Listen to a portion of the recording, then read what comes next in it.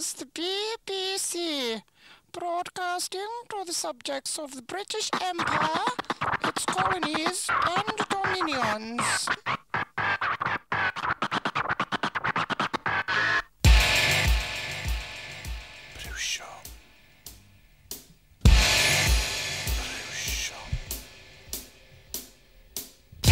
Once again, men of power and wealth and authority turn to deaf ear to the voice of the poor.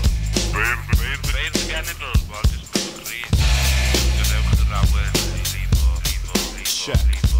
Odelin, pant y celyn, Tystion ffocin hifen, core ffocin meibio, pethau merthnasol fel beidd roesodd canol, dyma rigwm bach gwahanol, ond hollol berthnasol, con, oedd Hywel Harris, opportunydd Baris, con, oedd Hywel Harris, opportunydd Baris, dod i nefyd maleisus, yn sbwtio celwydd, chi, yr anwybodus, torwch ffwrdd y cyffion, byw ar y briwsion, byw ar y briwsion, byw ar y briwsion, byw ar y briwsion, byw ar y briwsion,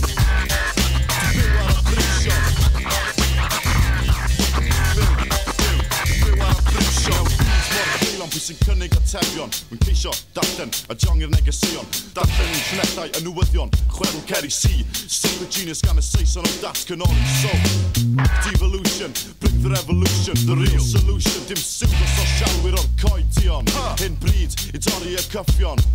Byw ar y briwsion, byw ar y briwsion, byw ar y briwsion, byw ar y briwsion, brad y llafur gleision, nhw di'r meistri a ni di'r gweision, diw dyr am i ras, dim yn was, yn y sosialif glas, yn gweddill llygod yn y ras, watch o mas am y ffug a pistolion, gwleidyddion llawn a ddiwydion. So, fuck evolution, bring the revolution, the real solution, yn byd i dorri y cyffion.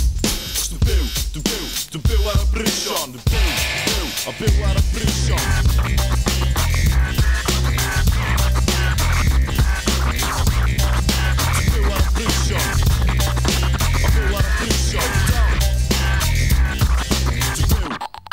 Byw ar y briwsion.